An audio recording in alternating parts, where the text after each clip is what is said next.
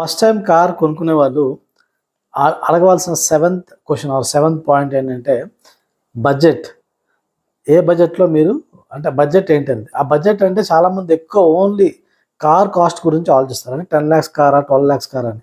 కానీ చాలామంది మర్చిపోయే విషయం ఏంటంటే మన అందరం కార్ని ఫుల్ క్యాష్ ఇచ్చి కొనం. 80% ఆఫ్ ద పీపుల్ క్యాష్ ఇచ్చి కొనరు, ఈఎంఐలో కొంటారు. అంటే నెలకి ఒక 8,000 10,000 depending on the car cost మీరు ఈఎంఐ పే చేస్తారు.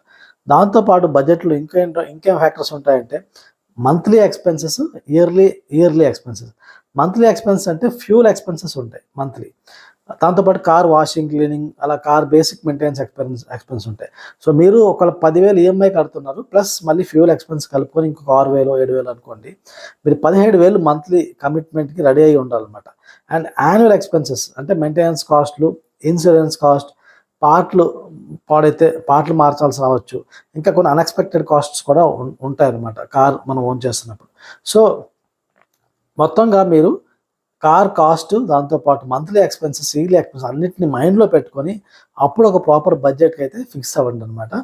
ఇది చాలా ఇంపార్టెంట్ ఆస్పెక్ట్. చాలామంది నెగ్లెక్ట్ చేస్తారు. ఎందుకంటే మనం కార్ కొంటున్నాం అంటేనే 2 ఈఎంఐలు కమిట్మెంట్ అనేది. ఒక ఈఎంఐ ఏమో కార్ డైరెక్ట్గా కాస్ట్కి వెళ్తుంది, ఇంకోటి దాని కార్ని రెగ్యులర్గా మనం మెయింటైన్ చేస్తున్నందుకు మనం పే చేయాల్సి ఉంటుంది అనమాట.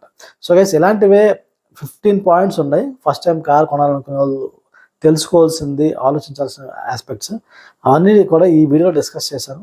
ఆ వీడియోని మీరు ఫుల్ వీడియోని చూడొచ్చు.